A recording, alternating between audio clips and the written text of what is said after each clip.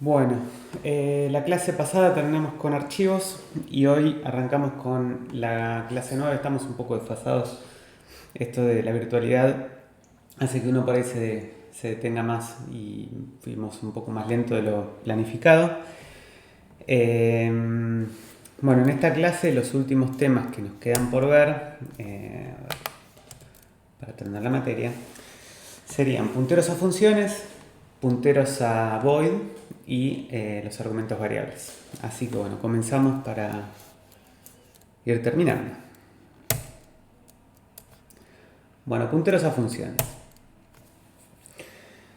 Los punteros a funciones terminan siendo lo que nos van a dar más flexibilidad en este lenguaje que parece ser tan poco flexible.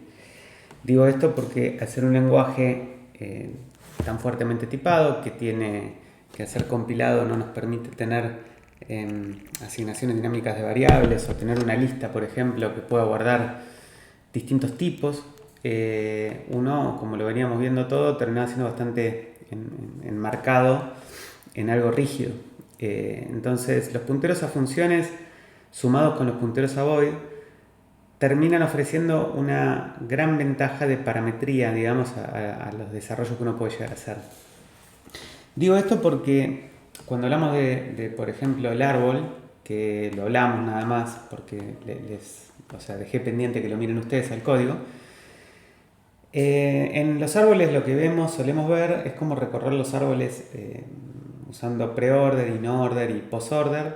O lo mismo puede pasar con un grafo, ¿no? Cuando recorre un grafo, tal vez con algún algoritmo que nos permita recorrer todos los nodos de un grafo en algún tipo de orden, como depth first search o alguno por el estilo. Y uno cuando va pasando por cada vértice de ese grafo o por cada nodo de ese árbol, ¿qué hace con los elementos? Bueno, en general cuando estamos haciendo un desarrollo como ahora que estamos aprendiendo algoritmos para recorrer estructuras de datos, los imprimimos, pero la verdad es que esas estructuras de datos existen porque uno quiere hacer algún tipo de computación con esos nodos que va recorriendo, o sea, no siempre es imprimirlos. Entonces, como veníamos viendo todo hasta ahora, recorríamos sin orden un árbol para hacer un printf en el medio. Pero si yo en vez de hacer un printf quiero hacer un printf del cubo de cada elemento, medio como que tenía que escribir una función de preorder, inorder o posorder para cada posible funcionalidad que yo quiera dar dentro de ese recorrido a cada nodo. ¿Me siguen con la idea de lo que estoy diciendo?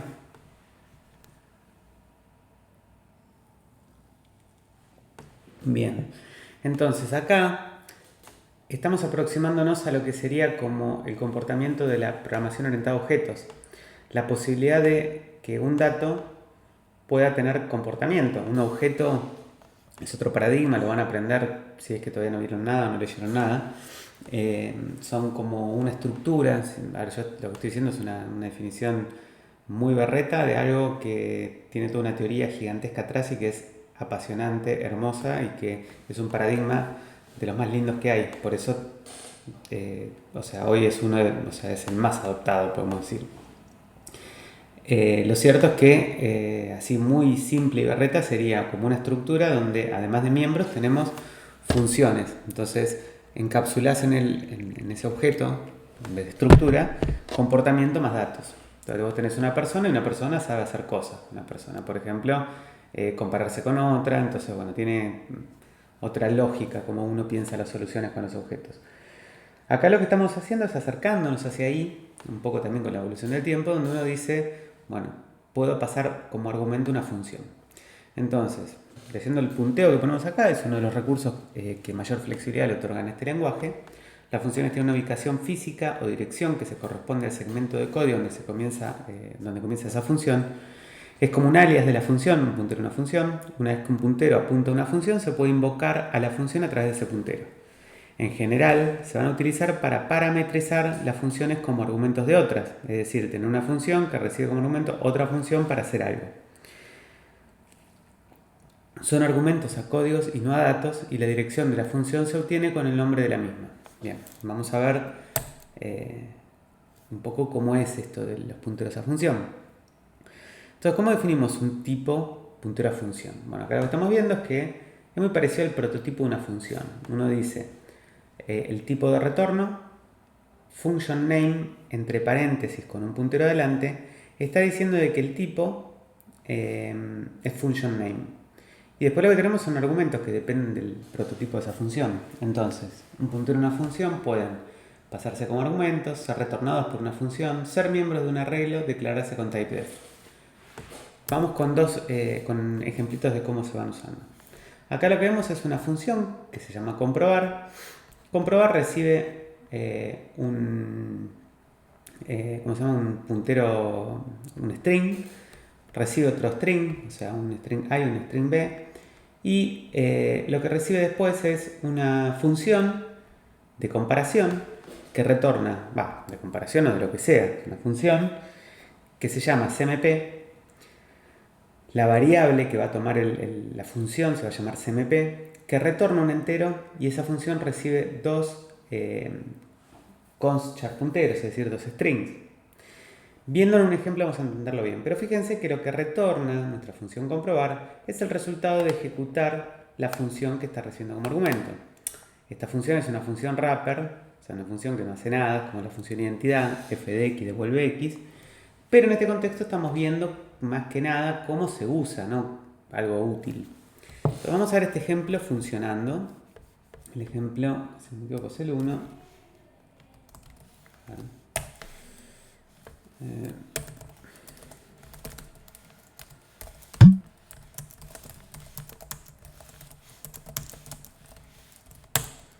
Bueno, fíjense acá que tenemos. Bueno, acá tengo el prototipo de comprobar, nada más. Después la tengo implementada abajo. Comprobar como tal cual la vimos. Y acá tenemos un programa principal. El programa principal tiene res, tiene dos strings S1 y S2. Max size es de 1024. Por lo tanto, lo que tenemos acá es dos strings S1 y S2 de ese tamaño máximo para no andar alocándolos. Definimos a P como una variable de tipo puntero a función que retorna un entero y recibe dos const char punteros, es decir, dos strings. Fíjense que estamos repitiendo mucho la definición del tipo, o sea, acá tenemos una variable P y acá tenemos una variable SMP, dos veces usando el mismo tipo, o sea, declarado o escrito difícil dos veces. El problema de no usar un typedef es que si yo acá, el día de mañana, en vez de recibir dos const char, quiero recibir 5, tengo que ir a modificar los 5 usos de esto. Por eso conviene siempre usar un typedef. Acá lo que hacemos es imprimimos ingresos cadenas separadas por espacio. Entonces, bueno, simplemente usando scanf leemos los dos valores. Y a P le asignamos strCaseCMP. En este ejemplo, de vuelta bastante tonto, usamos la asignación para ver que podemos asignarle a una variable de tipo P el contenido de una función. strCaseMP, ¿recuerdan lo que hacía?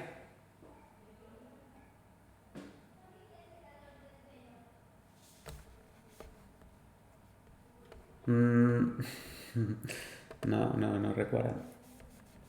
Bueno, el strcmp, ¿sí saben lo que hace?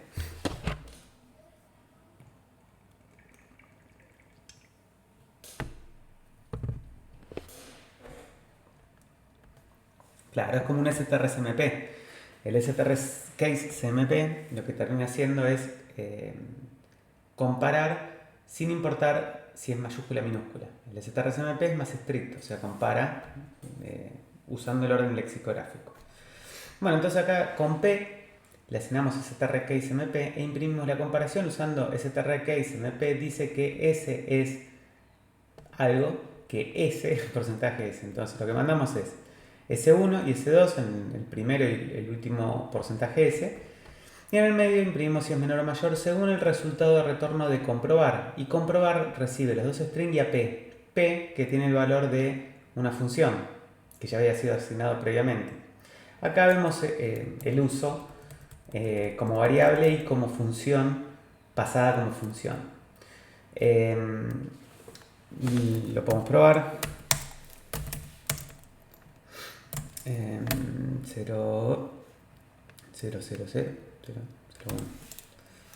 Entonces vamos a ponerle hola y hola. Y podemos ver que si usamos strcasmp, me dice que hola es igual que hola, pero que hola es menor que hola. ¿Sí? Bien. ¿Se entiende el ejemplo hasta acá? Bien. Typedef y punteros a funciones. Bueno, el typedef, como ya lo veníamos usando, nos permite definir un tipo parecido a como definíamos una variable. Si volvemos al ejemplo de acá, cmp es el nombre de la variable. Por lo tanto, en typedef, donde está el nombre de la variable es donde toma el nombre tipo.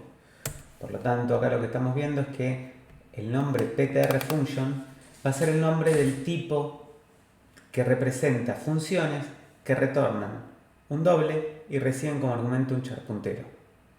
Por lo tanto, abajo lo que estamos viendo es otro ejemplo donde definimos una variable pfunc de tipo puntero a función. Esa función ptrfunc tiene que retornar un doble y tiene que recibir ¿cómo se llama? Un string. Por lo tanto, esta sería una invocación aceptable para nuestra invocación a pfunc, que es esta variable de tipo puntero a función. Vamos a ver este ejemplo.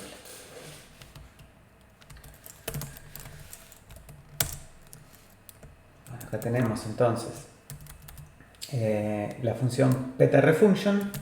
Acá tenemos una función cualquiera que retorna un doble y recibe un char puntero, se llama strtoDoble.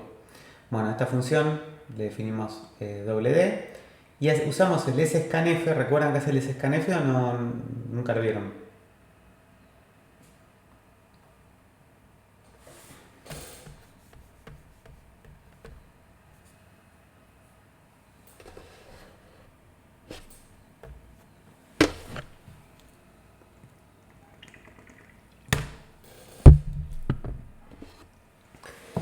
Bueno, pero si vieron algo muy poco en la práctica, no hay que ver mucho. Es una sola función, no hay mucho para ver, hay que después leerla y practicarla. El scanf es como el scanf. La diferencia es que el scanf, ¿de dónde lee?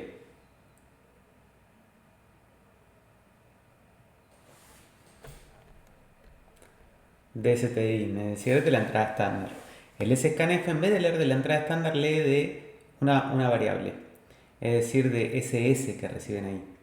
Entonces fíjense qué loco, el scanf lo que hace es, en ese yo mando un string cualquiera, no sé qué tiene, puede decir Pepe o puede decir un doble, en string. Y lo que hace es, con el formateo que le estoy dando, es, en vez de leer de la entrada estándar, desde la variable toma el valor y me va a setear la variable D. Entonces esto retorna el D que haya convertido el scanf. Obviamente que ese scanf podría haber fallado si yo en vez de mandarle ¿cómo se llama? Un doble en string, le hubiera mandado cualquier porquería como Pepe. Podría haber controlado el resultado de retorno del scanf para, bueno, hacer algo como imprimir un gran mega error, explotar por las nubes, pero bueno, acá lo que hacemos es asumir que todo va bien. Y lo que hace acá es entonces retornar el D que leyó, ¿sí? Claro, es como la toy. Bueno, acá lo que vemos después es... espérenme que cierro acá para que no haya ruido. Por último, lo que vemos en el main es, bueno, definimos un string, definimos nuestra función pfunc, que le asignamos ese strtoDoble y después ya asignamos directamente pfunc, usamos pfunc en vez de ese strtoDoble. Bueno, el ejemplo acá lo que trata de mostrar es cómo se ahorra bastante en escribir cuando uno usa typedef, como siempre. ¿Se entiende el ejemplito? Bien. Bueno, obviamente que podemos manejar arreglos de punteros a función. Bueno, con el typedef es mucho más simple que sin el typedef. Por lo tanto, lo que vemos arriba es una definición de un arreglo de punteros a función bastante críptica, poco expresiva y difícil de leer. Lo que estamos viendo es que se define un arreglo llamado operations, que es de tipo, cada elemento de ese arreglo retornan un float y reciben dos floats. Ahora, y le estamos asignando, lo estamos inicializando con distintas funciones, sum, minus, etc. Abajo vemos la equivalente definición de la regla operation, pero usando un typedef. Yo, no sé ustedes, pero prefiero muchísimo más la segunda versión que la primera, porque la primera es bastante difícil de leer, como que duelen los ojos cuando uno la mira, tenés que mirarla 5 veces para entender qué dice. La de abajo la lees en 2 partes y es como que lo vas digiriendo con soda. Bueno, están las dos versiones para ver. Vamos a ver ambas comparadas pantalla a pantalla. Tenemos la 03 y la 04. Podemos notar que la única diferencia de los dos archivos, ¿sí?, es la definición del tipo operations, ¿sí? Vamos a quedarnos con la versión de la derecha, que es más cómoda de leer, ¿sí? Voy a cerrar esta y me quedo con la de la derecha. Perfecto. Esta es la que está con el typedef. Entonces tenemos una función para zoom, para minus, para times y para divide. Y lo que tenemos después es float, el typedef de float operation t, que lo usamos acá para definir operations, que tiene zoom, minus, times, divide para como arreglo, como elementos del arreglo. Entonces, acá lo que estamos viendo es cómo después tenemos otro arreglo que tiene los nombres de las funciones uno a uno, es decir, coincide el índice de sumar con el de la función sum, el de restar con minus, bueno, esto obviamente hecho de forma cautelosa. Y después lo que tenemos abajo es un ejemplo de, dado dos números, y y z, lo que hacemos es iterar hasta llegar a que operations devuelva null. Fíjense que el último elemento es un puntero null.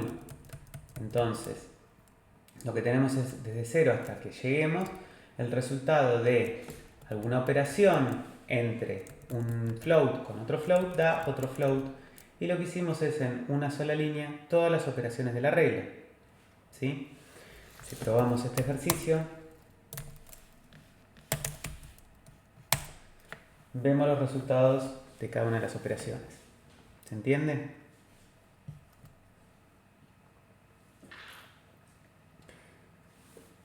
Esto que les acabo de mostrar, particularmente bueno, yo cuando cursé había una materia que se llamaba compiladores, que era una optativa, materia que si algún día aparece vuelta en el programa se las recomiendo.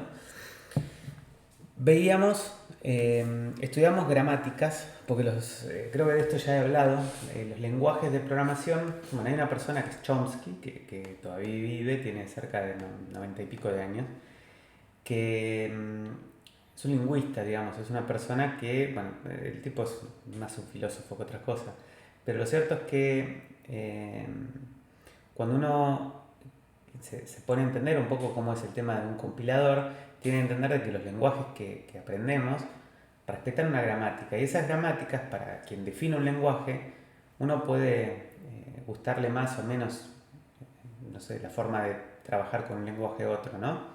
Por cómo se escribe el if. Ya pueden ver que Pascal, el if no lleva llaves, sino que usa beginien. En C se usan llaves. En Pascal, por ejemplo, no se usan los paréntesis, y en C sí. Esa gramática, que es la sintaxis del lenguaje, tiene que respetar una serie de propiedades. Entonces, las gramáticas se definen en distintos tipos: gramática de tipo 1, 2, 3. Y cuando uno ve cómo escribir un compilador, que es cómo traducir el código de un lenguaje, que podría llamarse el nombre que a ustedes más les guste, digamos, que distinto a los que existen, tiene que terminar generando un assembler. Y para generar ese assembler, que sería el código que después se recompila realmente al código de máquina,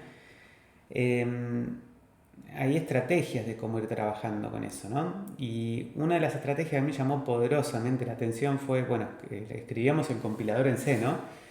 Y teníamos una máquina de estados. Las máquinas de estados son, no sé si han escuchado hablar de máquinas de estado, vienen muy de la mano de las gramáticas, y usamos un autómata de finito, que es un tipo de máquina de estado específica para representar gramáticas de tipo 3. Esto que les estoy diciendo, que parece muy fuera de contexto, en realidad estoy yendo al caso donde uno tiene que representar una máquina de estado. Si esa máquina de estado es como una máquina de Coca-Cola, o una máquina, bueno, yo digo Coca-Cola, no quiero hacerle publicidad a Coca-Cola, pero una máquina de darnos agua para el mate, más fácil. Entonces, cuando van ahí en la ruta y quieren tomar mate y paran a apretar el botoncito y dice que hay que ponerle, bueno, cada vez me sorprendo más de lo que hay que ponerle, pongámosle que hay que ponerle 10 pesos. En moneda, eso no. El primer problema que tenemos es, contabilizar el dinero. Cuando el dinero alcanza al habilitante para poder descargar, hay un botón simple que cuando lo aprieto largo cerca de 1 litro de agua. Menos de 1 litro para que no se queme la persona si tiene un termo más chico. Y además para ahorrar agua. Y nada, corta cuando o apretan el botón antes o largan el botón antes o cuando se te acabó el crédito, básicamente. Bueno, eso que acabo de definir es una máquina de estado finito. Ahora, cómo uno va transicionando de estados es, bueno, espero que me paguen. Me pagaron, paso al siguiente estado, que es, espero que aprieten el botón. Cuando estoy en ese botón, en ese estado, cuando apretan el botón, largo agua. Bueno, las transiciones de un estado a otro se representan con un grafo. De hecho, gráficamente uno puede dibujar estado inicial, pasa al estado siguiente haciendo algo. Por ejemplo, el estado inicial, paso al estado, cuando te ponen una moneda, a esperar que me den el resto de las monedas. Y me quedo esperando en ese estado. Cuando llego al límite, paso al estado de esperar a que aprieten el botón. Cuando apretan el botón, paso al estado. Ahora, en cada estado, yo tengo que hacer algo, como cuando recorro el árbol. Lo interesante fue, cuando cursamos compiladores, es que uno terminaba viendo un grafo, y uno cuando dice un grafo en general, no sé cómo piensan ustedes que se representa un grafo, pero un grafo se representa como una matriz. Al menos un grafo de todos los estados posibles, tenés del estado A al B, paso, representando en una matriz, poniendo en el punto que une a, digamos, la fila A con la B, es el estado S.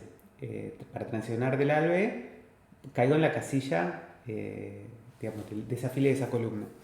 Entonces, lo interesante de esto es que lo que teníamos era un grafo que se representaba con una matriz de funciones, porque cuando vos caías en cada una de las funciones, lo que hacías era ejecutar lo que tenías que hacer en esa acción. Cuando vi eso yo me volví loco, dije, qué increíble, qué maravillosa la naturaleza de la informática, digamos, ¿no?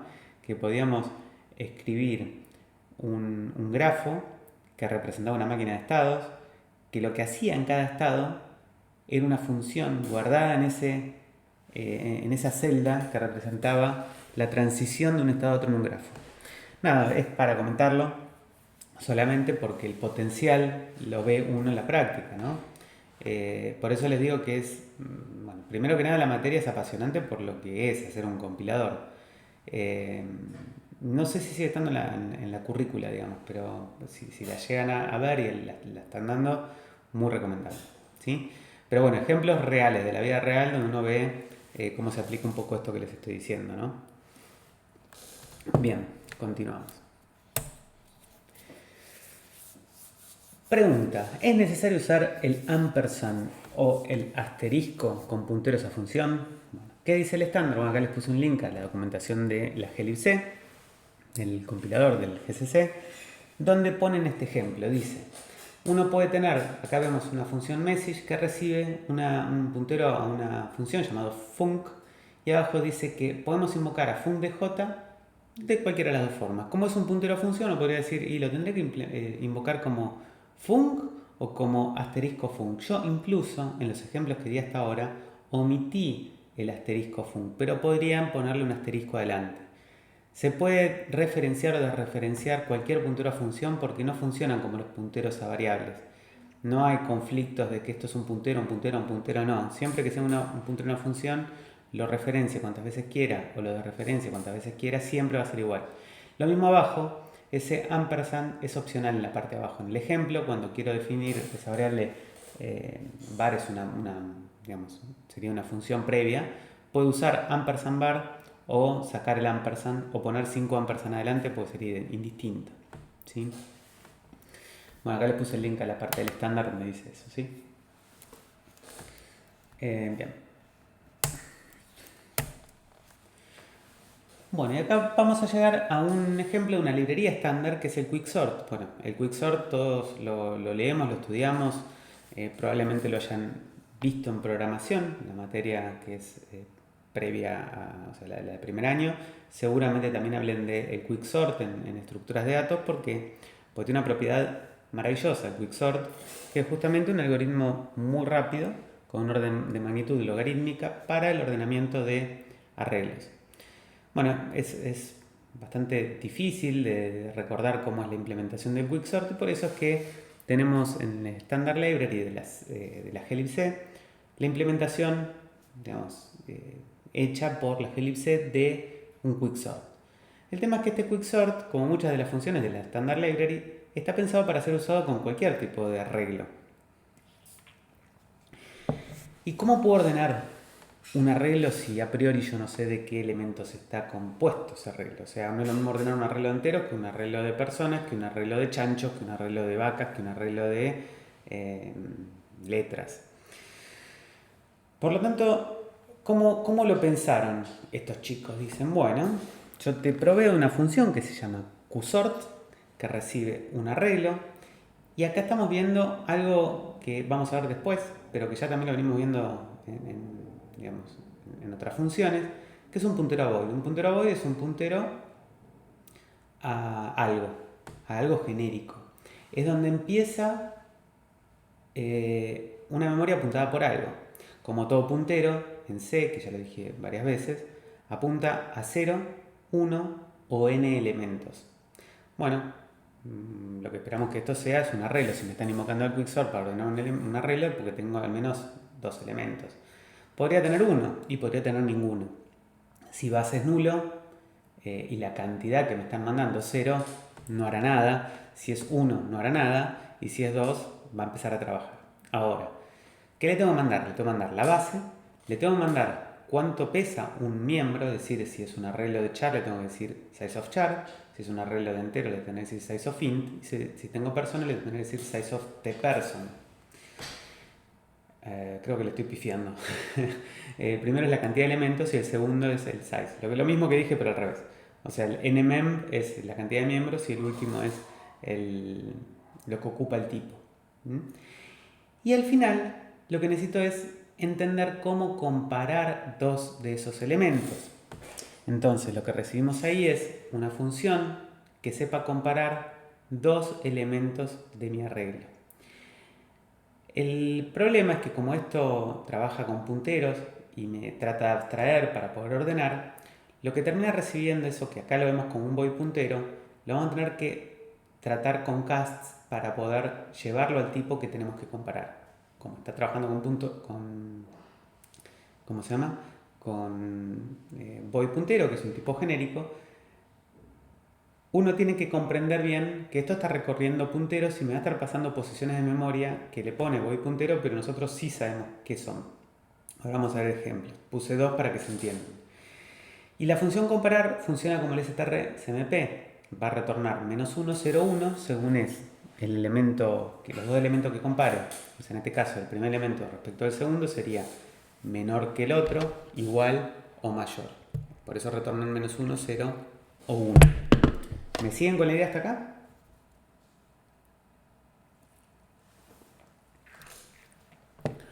Bueno, donde se van a marear un poco es ahora que les voy a mostrar.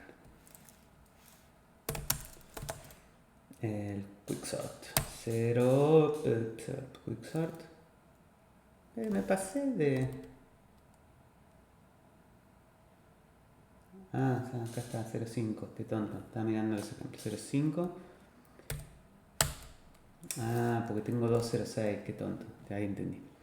Bueno, acá tengo una función. Vamos a mirar la parte de acá abajo primero. Siempre miremos la parte de abajo que empieza en main. Tenemos acá Word de tipo MaxWord 1024. Acá lo que hacemos es ingrese palabras separadas por espacio. Y para terminar, leemos palabras y las vamos guardando adentro de Words, que es este Words que tenemos acá. Lo vamos cargando con reloj, algo que ya vimos en otro ejemplo previo. ¿Sí? Ahora alguien me escribió y no lo vi. Sí, 0.5. Acá, bueno, tengo lo que llamamos a Quicksort, fíjense. que le mando words, le mando count. Words es mi arreglo que voy cargando con palabras. Count es la cantidad de palabras que agregué. Cada elemento es un string, que en este caso es un puntero a char, por eso es un size of puntero a char. O sea, si pensamos lo que pesa words, words son punteros a char. Cada uno de esos punteros, ¿cómo se llama? Cada uno de estos elementos de words de i tiene un puntero un char que lo fui alocando acá con strredup. Strredup duplicaba word porque si no todos tendrían la misma palabra. Y acá le mando compare strings. Compare strings, por definición del quicksort, tiene que recibir 2 void punteros. Pero es mi trabajo indicarle cómo castear esto. Entonces, ¿cómo transformo esto? Bueno, lo cierto es que nosotros sabemos que cada elemento es un char puntero. ¿Sí? Ahora, como cada elemento es un char puntero y lo que trata el quicksort son punteros a cada uno de los elementos, lo que recibo es ese puntero a void es un puntero a un char. ¿Sí? Que eso es lo que yo sé que me está mandando el quicksort a mí, que es un puntero a un char. Porque él me devuelve un puntero a cada elemento de su arreglo. O sea, Word es un arreglo de punteros a char. Cuando él me pasa 2 elementos, no me pasa los 2 elementos como bien, me pasa un puntero a ese elemento. Entonces, cuando me lo pasa como un puntero a void, yo lo que estoy recibiendo es un puntero a un char. Por eso es que el cast acá es de P1 y P2, se los castea como char puntero. ¿Sí? Ahora, una vez que hago ese cast, lo que estoy recuperando es lo que me dio quicksort a mí. Pero el str case smp o el str smp no compara punteros a char, compara punteros a char. Entonces, la primera parte me saca a P2 el tipo que viene como void puntero y lo trae a lo que es en el contexto de mi ejemplo, que es un puntero a un char. Pero eso no es lo que recibe el strcase-mp, por lo tanto, después de que lo casteo al tipo que es, lo referencio para que me diga vos sos un puntero a un char, para que lo entienda el strcmp. ¿Se entiende? Esa parte es confusa, pero bueno, por lo menos me están grabando y lo van a poder volver a escuchar o probar después. Bien. Bueno, ahora les voy a mostrar otro ejemplo que es el que aparece en el quicksort y les voy a mostrar, además, poner man de quicksort en castellano. Vean la documentación. ¿Sí? ¿Ven lo que se ve? ¿Hay ejemplo? No, hay nada, está pelado.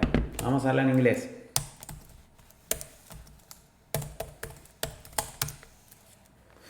¿Es lo mismo? ¿O ya ven más información? Bueno, cuando uno quiere contribuir a un proyecto de software libre, lo que pueden hacer es escribir un manual. No siempre es escribo código. Así que pueden escribir código, pueden escribir manuales. La comunidad de software libre les agradece, así que formas de contribuir hay muchas. Pueden sentarse a traducir manuales y proponer un manual más actualizado de, por ejemplo, el quicksort. Bien, lo que les quería mostrar de acá, bueno, las funciones además, esto también se lo voy diciendo, tenemos el quicksort y el quicksort R. Todas las funciones que son con guión bajo R son funciones reentrantes. Estas funciones son funciones que están pensadas para funcionar cuando uno los usa en programas que funcionan en concurrencia. Cosas que por ahí, por el momento, no son importantes, pero uno podría tener una aplicación que esté corriendo, compartiendo memoria con distintos threads y tal vez podría llegar a haber un conflicto. Esto lo van a ver cuando vean concurrente. Pero lo cierto es que hay implementaciones de varias de las funciones con la versión -r que significa que son reentrantes y que funcionan en un contexto de concurrencia.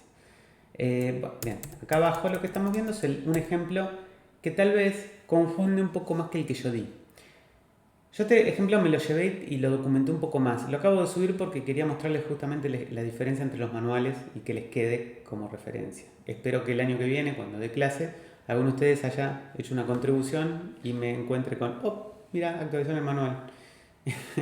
Y haya sido alguno de ustedes. Acá lo que quiero mostrarles es que tenemos un programa principal que lee argumentos de lo que llegan del programa principal. Entonces pregunta si la cantidad de argumentos es menor que 2, imprime un error.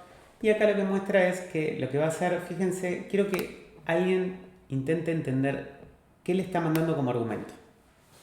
A ver si lo pueden entender ustedes.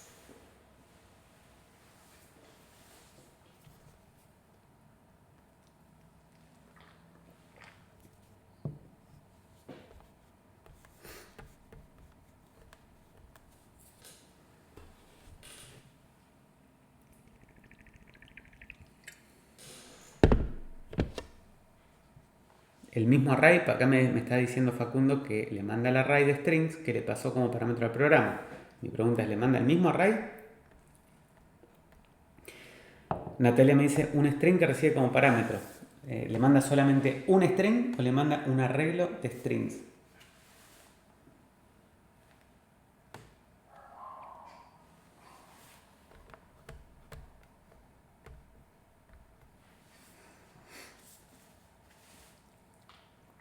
El arreglo de string desde la primera posición, evitando el nombre del programa, dice Facundo. Está también escribiendo Ian, por eso estoy esperando que escriba.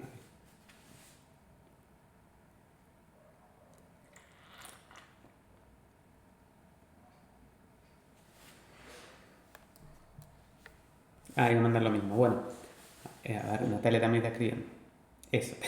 Sí, eso, bueno, estamos todos de acuerdo. Perfecto. Entonces, lo que está mandando es, desde el elemento 1, fíjense que manda arg de 1 ampersand, es decir, saca el primer elemento, el nombre del programa, toma desde el primer argumento hasta, bueno, eso lo que me posiciona es en la primera posición. Arg de 1 ampersand me devuelve el arreglo argv, pero no empezando desde argv, sino empezando desde arg de 1. Eso es el arg de 1 ampersand. Bien. Después lo que dice es que ¿cuántos elementos tiene? Bueno, como le saqué un elemento es la cantidad de argumentos menos 1. ¿Y cuánto ocupa cada elemento? Lo que ocupa size of char. Ahora, la diferencia entre este ejemplo y el ejemplo que hicimos hoy nosotros, que era un puntero, un char, es que acá lo que tenemos es un arg asterisco argv corchetes. Eso lo que hace es que esto sea un puntero, un puntero, un char, un puntero a puntero char, pero es un puntero a un constante puntero char. ¿Por qué digo esto? Porque ese argv no viene con un const por ser con corchetes. Entonces, lo que quiero que analicemos acá, yo haré lo documenté mejor para que lo vean y les quede. Lo haré, no lo subí todavía, ahora lo voy a subir para que les quede. Haré la explicación de por qué sería esto. Entonces, acá lo que están viendo es que el casteo que hace es parecido al que hicimos hoy, porque nosotros hoy lo habíamos hecho así. En nuestro ejemplo lo hicimos así. Pero ¿por qué está puesto así en el ejemplo como les mostré? Bueno, acá está explicado por qué. El por qué. Entonces dice char asterisco const asterisco significa un puntero a un puntero constante a char. Es decir que lo que estamos diciendo es que es un puntero a, acá lo que estamos diciendo, un puntero a, lo mismo con arg corchetes, un puntero a, un puntero constante a char. Es exactamente lo mismo, lo que pasa es que es más difícil de leer de esta forma. ¿Cómo entender esta sintaxis que estamos viendo acá? Bueno, acá está todo explicado. Entonces dice, la razón de este casteo, que se hace de esta forma, es que si P1 y P2 son punteros no constantes, asumimos entonces la ubicación es const t, para que sea constante. Entonces, si P1 y P2 tuvieran sus tipos reales como char puntero, tendríamos que t ser igual a char puntero. Cuando agregamos const t, o sea, para hacerlo constante, la forma de escribir const t de un puntero char es char asterisco const, ¿sí? Entonces, esto es lo que está diciendo justamente, haciendo que esta sintaxis sea de esa forma.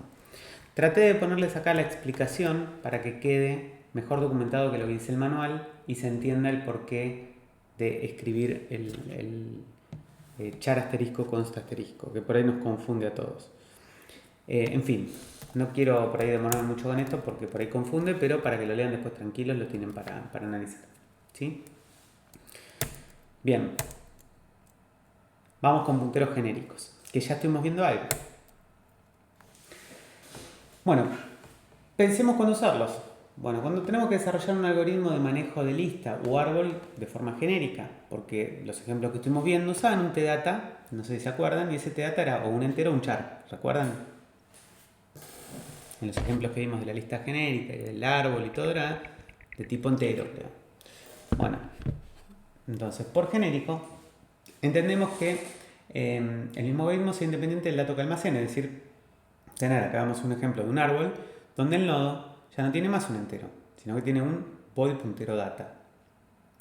Ya cuando digo que tiene un void puntero data, voy a tener que guardar una posición de memoria. Eso es lo que vamos a ver ahora, cómo se usa el tipo void puntero. Void puntero me permite guardar cualquier tipo, pero a costas de que mande un puntero a la posición de memoria que representa el dato que quiero guardar. Entonces, si quiero guardar un entero, tengo que mandar un puntero un entero. Si quiero guardar un char, un puntero un char. Si quiero guardar un string, un puntero un string. Un puntero un string sería.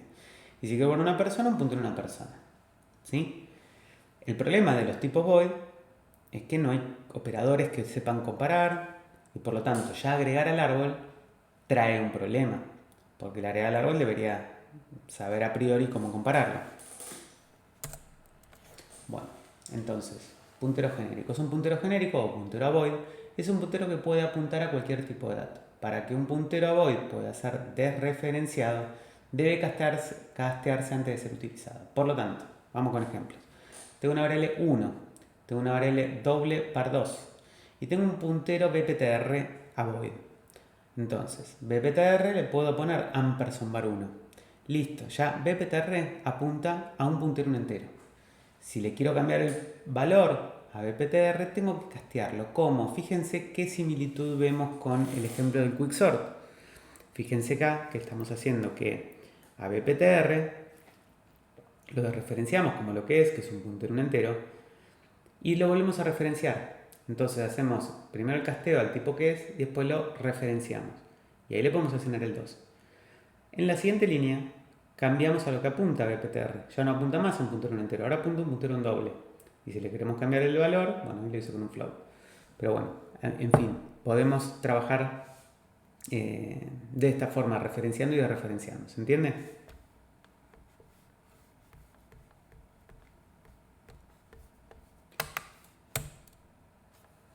Bien. ¿Cómo sería entonces el árbol genérico?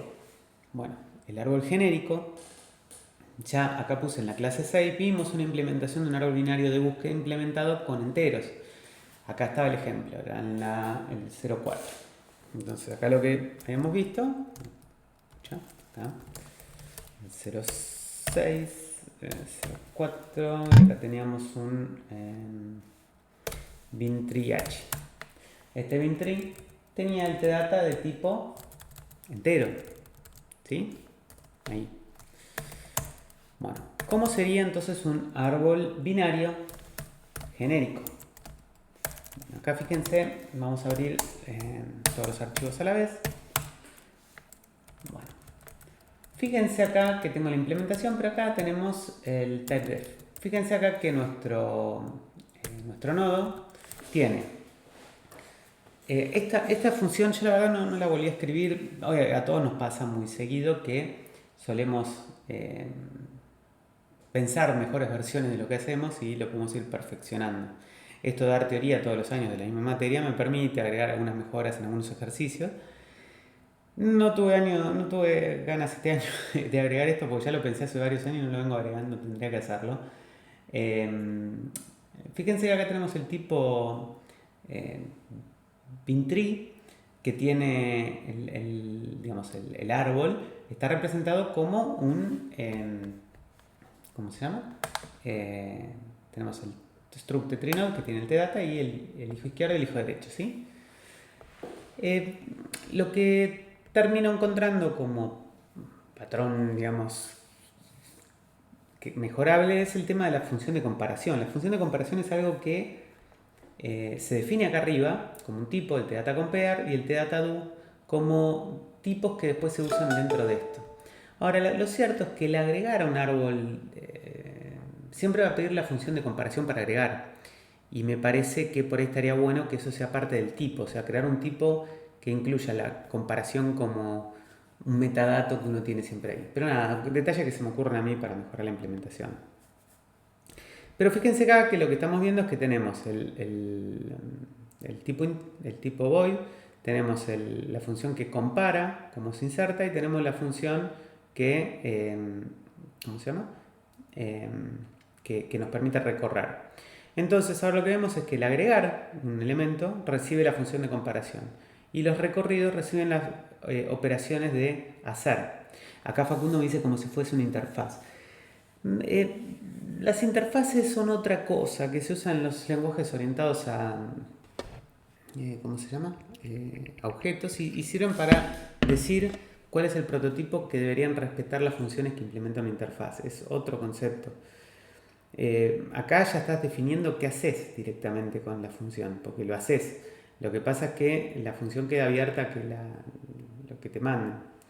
Bueno, a ver, dicho esto, ¿cómo cambia nuestra lógica, no? Si miramos ustedes después pueden mirarlo tranquilos, ¿no? El initialize no cambia nada. ¿Y qué cambia es el add? ¿Por qué? Porque el add hace todo lo mismo que antes, pero la diferencia está cuando viene a comparar. Cuando compara, en vez de comparar un elemento con otro, como hacíamos tan simple antes, que era comparar un string con otro, preguntamos si la función de comparación de cada elemento que viene como argumento, esperen que lo pongo, ¿cómo se llama? Ahí, así se ve mejor, acá está más grande. Acá lo que tenemos es que recibo la función de comparación y por lo tanto acá abajo, cuando comparo, ahí, estoy diciendo que si cuando comparo el elemento con el elemento del árbol que estoy parado ahora respecto del elemento que quiero insertar y me da un valor mayor a 0, es porque el elemento de la izquierda es mayor que el elemento de la derecha, entonces se va a agregar por el lado izquierdo, y si no, se va por el lado, acá por el lado derecho, por la izquierda o el lado derecho, ¿sí? Entonces, lo que tenemos que entender, ¿sí?, es que ahora usamos una función de comparación. Antes decíamos si tdata era mayor que d y por el else hacíamos lo otro, ¿sí? Ahora usamos una función de comparación. Y a su vez, lo que tenemos después como interesante es el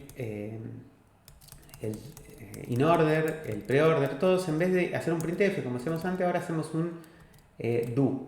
El -do es la función que me está mandando acá con tDataDo. Es una función que ahora elige el usuario qué es lo que quiere hacer. Veamos cómo queda nuestro programa principal. Entonces tenemos un programa principal, que es este que está acá, que lo que hace es define la función que compara chars.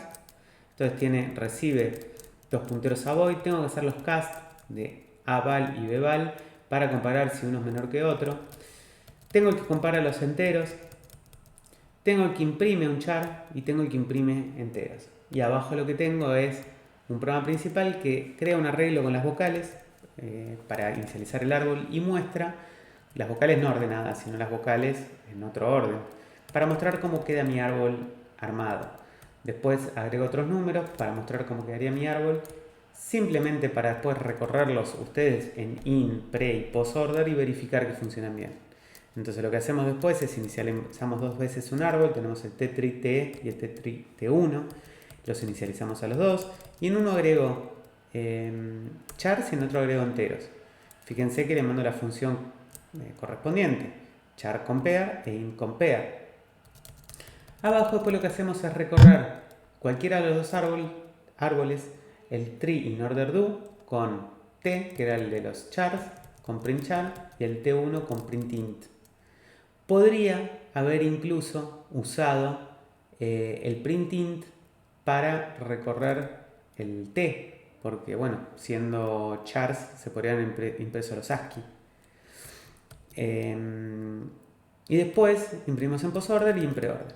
Entonces bueno, viendo esto podemos jugar viendo que retornan y tenemos acá el 06 Generic Tree y acá vemos los resultados, ¿sí? De cómo se imprimen en in-order, pre-order, post-order.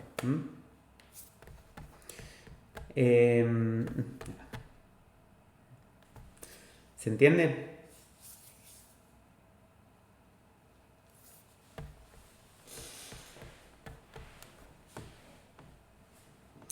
Y se ve el potencial también, no solamente digo si se entiende, sino que se ve el potencial de tener el mismo árbol usado con n tipos distintos. Sí, con esto de los punteros a funciones dejamos muchas más opciones a programador, digamos. Exactamente, con esto empezás a darle más herramientas para que haga cosas mucho más interesantes que lo que se venía haciendo.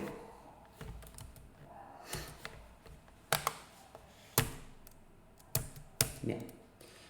Y con el último tema con el que cerramos la materia es la lista de argumentos variables. Bueno, ¿qué sería esto? Bueno, esto es lo que vemos reflejado en el printf. Cuando vemos cómo funciona el printf, vemos que podemos usarla de cualquiera de las formas que estamos viendo acá. Podemos poner printf hola mundo, printf hola porcentaje s y mandamos mundo, hola, printf porcentaje s, espacio porcentaje s, y dos argumentos, hola, coma mundo. Eso ya nos llama mucho la atención porque decimos, para, la misma función recibe 1, 2, 3 o 50 millones de argumentos. ¿Cómo es eso? Pero si miramos más detalladamente cómo es que está definida el prototipo del printf, que lo vemos con un simple man,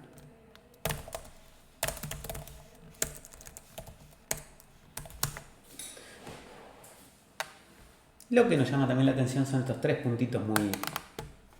Parecen como parte de un ritmo incompleto, parece algo que no es parte de la sintaxis.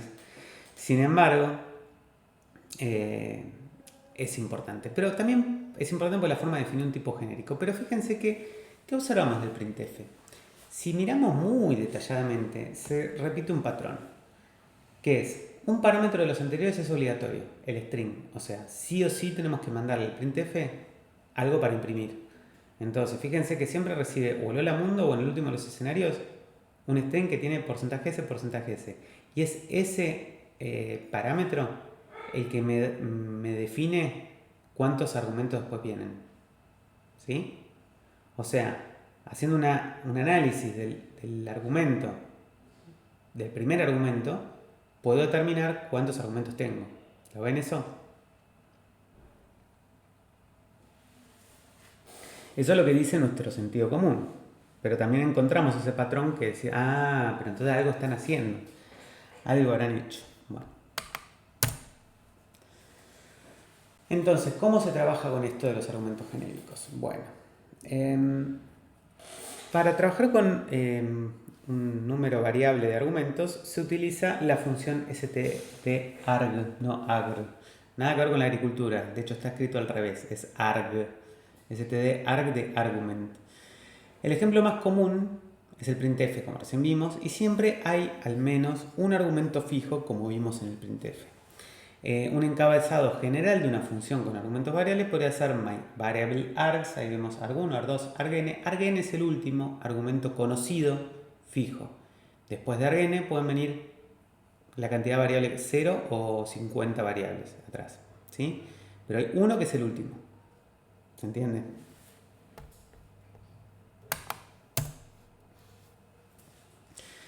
Entonces, ¿qué provee stdarg? ¿Qué provee esta nueva librería que nos permite trabajar con argumentos variables? Bueno, todo el lenguaje van a ver que tiene posibilidad de trabajar con argumentos variables. Yo al menos todos los que he conocido hasta ahora vi que lo soportan. Disponemos de las siguientes macros: BASTART, BAARG y BAEND. Son macros, pero podrían pensar que son funciones, no importa. Además, se define el tipo beaList, que permite declarar una variable que itere sobre cada argumento. Entonces tenemos beaStart, se le manda el beaListPtr y el lastArg. Después tenemos el beaArg, que me devuelve el tipo de la variable que esté en este momento en esta estructura interna que maneja esta librería, el beaCopy, el beaEnd. Vamos a ver un ejemplo porque esto yo sé que como lo estoy diciendo los está perdiendo, pero con un ejemplo esto se entiende perfectamente. De hecho tengo más para seguir explicando que va a seguir siendo como confuso sin ver un ejemplo. Pero ¿cómo es que se usa esto? Lo voy a leer y después vamos al ejemplo que lo va a aclarar.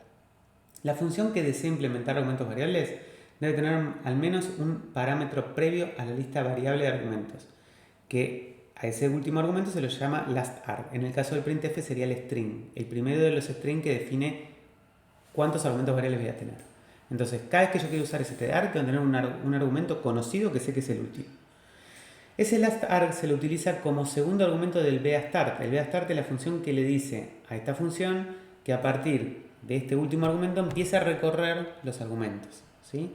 beaStart inicializa esa lista para acceder a cualquier argumento variable y beaArg se utiliza para luego tomar los argumentos siendo type el tipo del siguiente argumento. Es decir, que yo voy a poder usar beaArg para obtener el valor del iésimo argumento variable, para lo cual yo tengo que saber de qué tipo es. Y ustedes dirán, ¿y cómo es el tipo? Bueno, porque el printf usa porcentaje s para los strings, porcentaje d para los decimales, los enteros, o porcentaje f para los floats. Bueno, esos modificadores le permiten saber cómo convertir estos tipos. Una vez leídos todos los argumentos, se llama beaEnd para restaurar la pila. Esto termina abriendo la pila de ejecución del stack segment para poder ir buscando todos estos argumentos.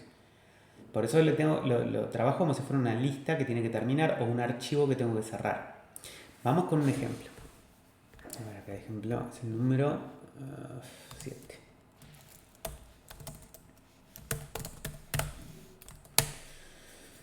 Bueno, abajo, vamos al programa, tengo el resultado de d más d más d más d es igual a porcentaje d. De sumar 1 más 2 más 3 más 4 es sum de 4, 1, 3, 4. Sum de 2, 1, 2. Fíjense que nuestra variable, en nuestra función sum, sin mirar arriba, no miren todavía arriba, ahora lo vamos a ver. Sum recibe primero la cantidad de argumentos y después los argumentos. Por eso acá recibe un 2 y 2 argumentos. Acá tengo 4 y 4 argumentos. ¿Sí? Entonces, vamos a ver cómo está hecho esto. Recibo entonces sum, que tiene la cantidad de argumentos, y variable la cantidad de argumentos. Bueno, tengo beaList, ese tipo. Defino AP de tipo beaList. Acá tengo stdarg arriba. Y lo que hago acá es defino y partial, las cosas que voy necesitando para calcular. Acá le digo que empiezo. beaStart inicializa esta lista de argumentos variables AP desde el último argumento conocido. En este caso es count.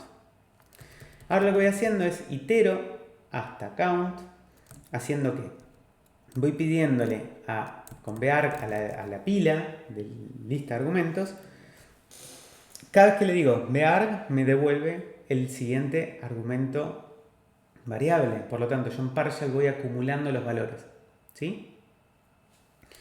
Cuando termino tengo que decir beaEnd de AP para cerrar el recorrido de mi lista y retorno en este caso la sumatoria. ¿Se entiende?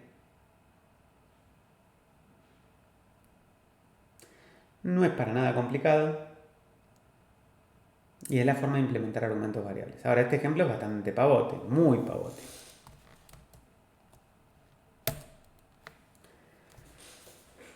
Ahora vamos a ver variantes del printf.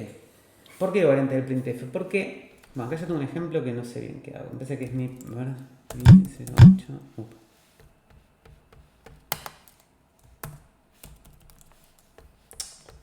Dios, ¿dónde tengo el foco?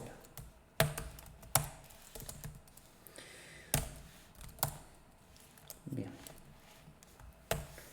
Bueno, acá lo que estoy haciendo es una variante del printf que es mi printf. O sea, estoy implementando mi printf. Pero para mostrarles, ¿se acuerdan de un ejercicio que les mostramos al principio? Que si compilaba con el flag debug, imprimía mensajes de debug, como por ejemplo, mensajes que yo podía imprimir cosas de mientras estoy desarrollando. Pasé por acá, el contenido tal variable es tal cosa. ¿Recuerdan? Que se compilaba con la macro -d debug, o si tenías un define que decía debug. Bueno, el problema de ese debug, que como lo habíamos hecho, era que vos le podías mandar solamente un string medio clavado. Hubiera estado bueno que ese debug se comportara como el printf, ¿no? No sé a ustedes qué les pasa, si les parecía que estaba interesante, pero lo interesante del printf es que me permite mandar lo que quiero, con contenido, con porcentajes y cosas por el estilo. Pero en ese momento con debug prácticamente tenía que hacer toda la lógica en mi código. O sea, si volvemos al ejemplo de mi debug, era un debug bastante pavote, era una cosa así como /tmp, pp.c, y yo tenía debug del programa, ¿no?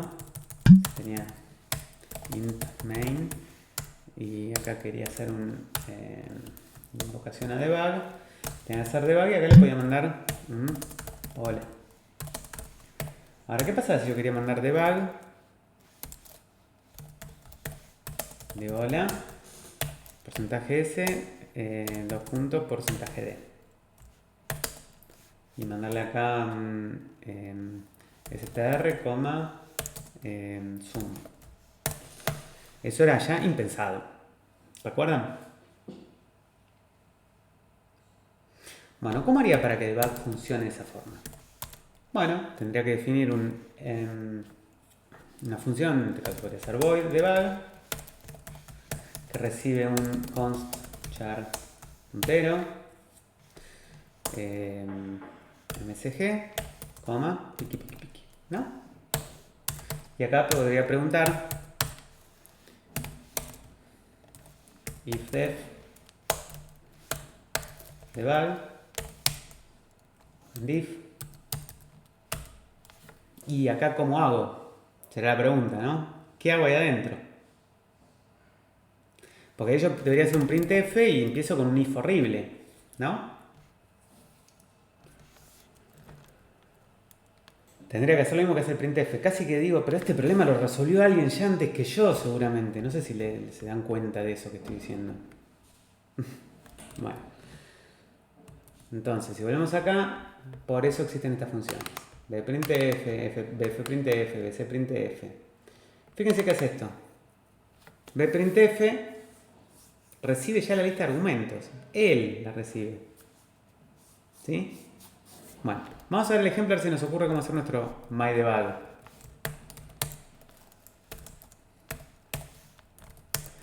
Acá la lógica es un poco distinto.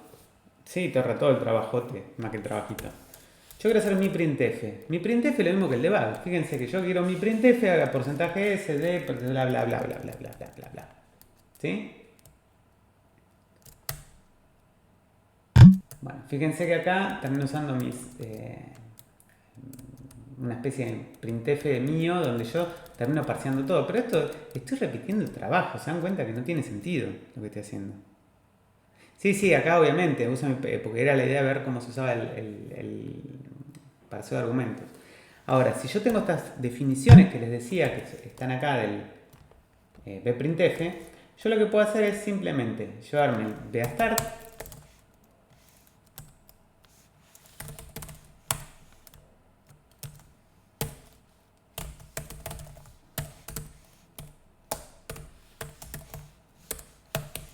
acá le puedo mandar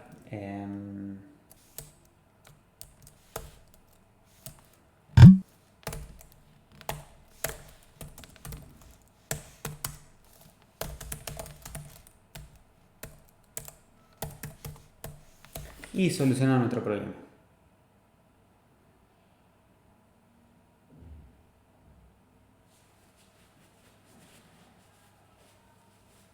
Sí, obviamente me falta declarar AP como vimos en los ejemplos anteriores. Es decir, a ver si tengo el ejemplo, tengo que irme hasta...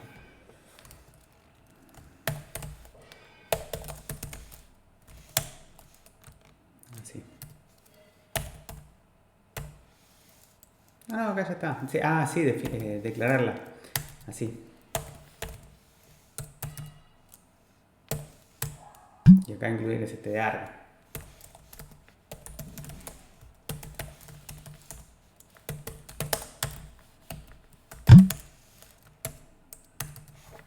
¿sí? Pero fíjense que tenemos resuelto en 1, 2, 3, 4 líneas lo que queríamos hacer y tenemos nuestro debug mucho más cool que antes, ¿sí?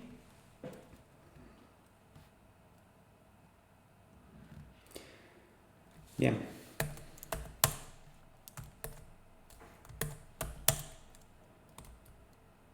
Bueno, con esto, no sé si me queda algo más, me parece que con esto termina el contenido de la teoría. Ahora sería, sí, termina, no queda más. Con esto lo que me queda por ahí contarles es un poquitito cómo seguir si les interesa un poco la cuestión de C.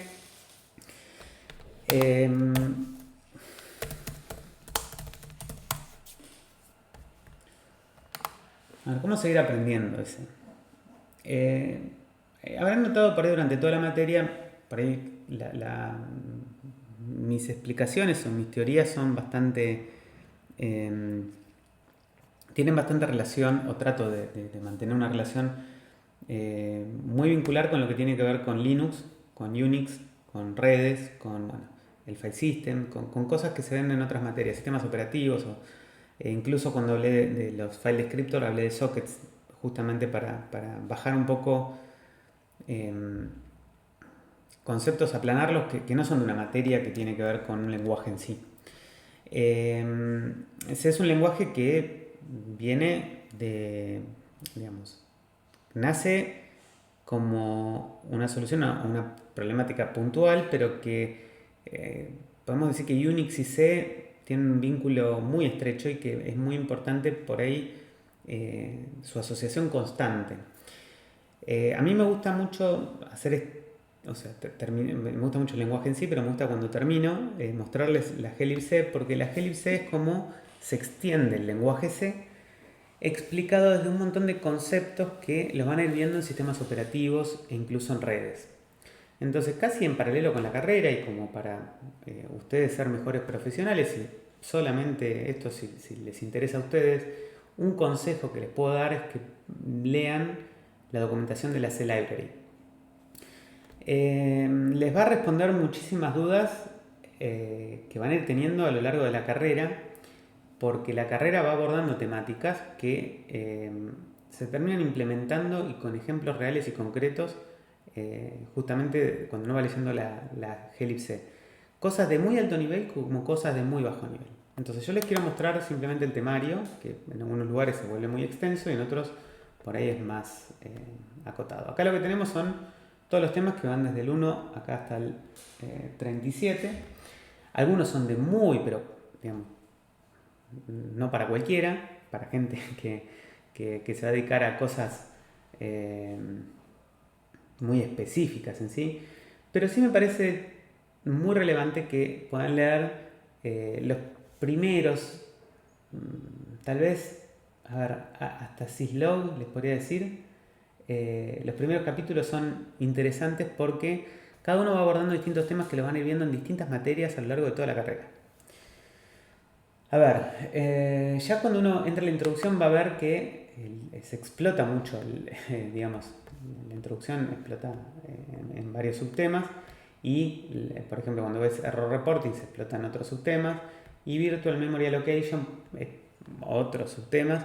Pero lo interesante que van a ir viendo acá es que, por ejemplo, el malloc, van a ver acá cómo implementar el malloc, cosas como esa. Entonces, es un camino que les recomiendo, pero totalmente hacer en su tiempo que les quede para poder aprender mejor. Van a ver estructuras de datos como Stacks, que la utiliza Apache internamente, el servidor web Apache, o van a ver cosas como internacionalización. Hay una parte que se habla de, a ver acá Localize Internationalization. Este tema es un tema que ustedes cuando programen en lenguajes más de alto nivel, Java, PHP, Python, Ruby, cualquiera de estos lenguajes, incluso cuando usan bases de datos, deberían entender. Y es el problema que aparece en las traducciones que uno tiene que hacer, ¿no? Y es interesante leer la historia, ¿no? De cuándo empieza esto y cómo es que se fue atacando la problemática de decir, bueno, si ustedes piensan algo tan simple como una página web, ¿no? Yo ahora entro a cualquier buscador, por ejemplo, voy a entrar a Cúspide, para decir algo. Y bueno, Mercado Libre. Y si busco acá en Mercado, a ver, no creo que Mercado Libre nunca me traiga nada. Justo ese libro al principio. Bueno. Pepe. Cualquier cosa me trae resultados, pero si yo acá pongo algo que no traiga resultados, acá me pueden ver que me dice que me trae búsqueda relacional 3090. Yo quería buscar una página, Mercado Libre justamente siempre me trae un resultado. Ahora, si pongo algo que no traiga nada, ahí está. No hay publicaciones que coincidan con tu búsqueda. Si uno piensa cómo se traduce, ¿no?, algo, uno generalmente dice, cualquier buscador que uno pueda encontrar por ahí dice, se encontraron tantos resultados de tanto. Por ejemplo, se encontraron, o mostrando 20 resultados de 100, mostrando 5 resultados de 50, o mostrando un resultado de 1, mostrando 50 resultados. No es lo mismo que mostrando un resultado. El 1 tiene singular, o sea, usa un singular de resultado, mientras que 2 ya usa resultados, y cuando tengo 0, queda mal decir 0 resultado o 0 resultados.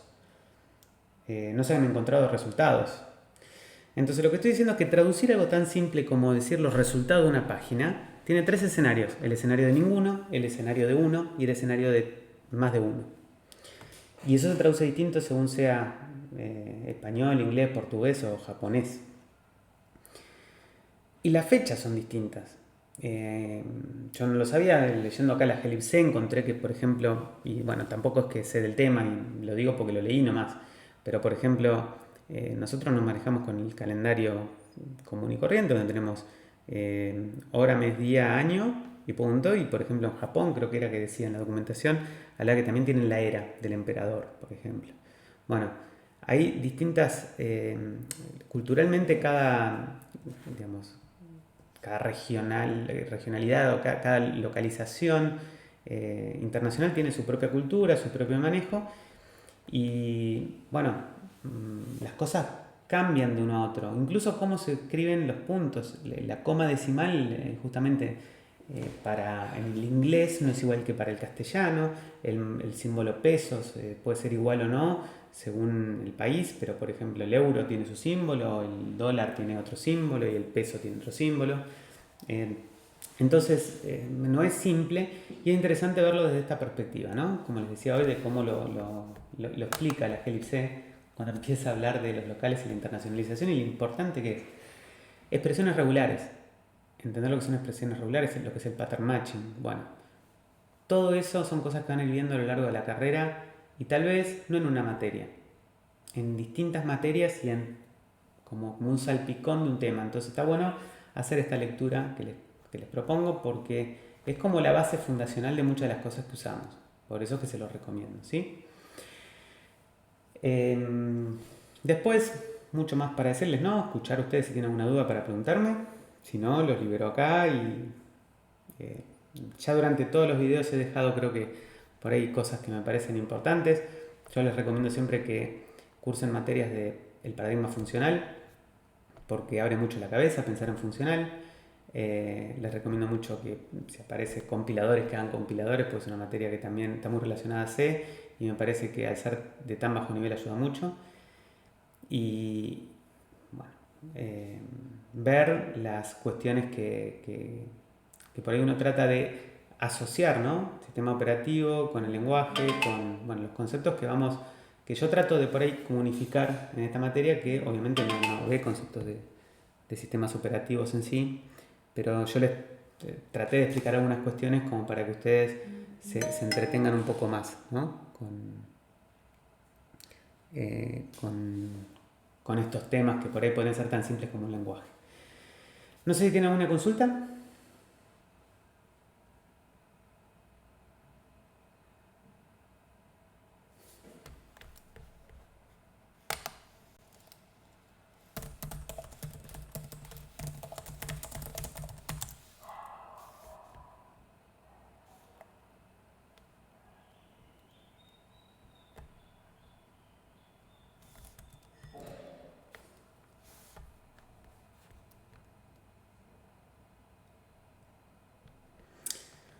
Sí, esto sin apuro. Acá dice Facundo que lo va a ver en vacaciones de invierno.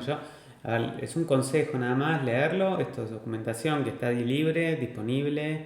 Eh, no le tengan miedo a contribuir a ningún proyecto. Siempre estén abiertos a la contribución, que a veces se ve como eh, algo difícil de hacer y a veces no es solamente programar. Entonces, nada, cosas para tener presentes.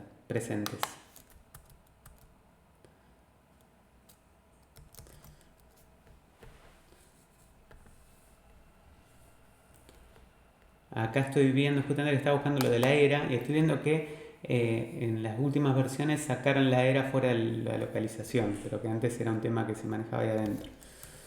Eh, bueno, si no tenemos ninguna consulta, nos libero un ratito antes. Espero que hayan disfrutado la materia, que la prueben, que les vaya bien.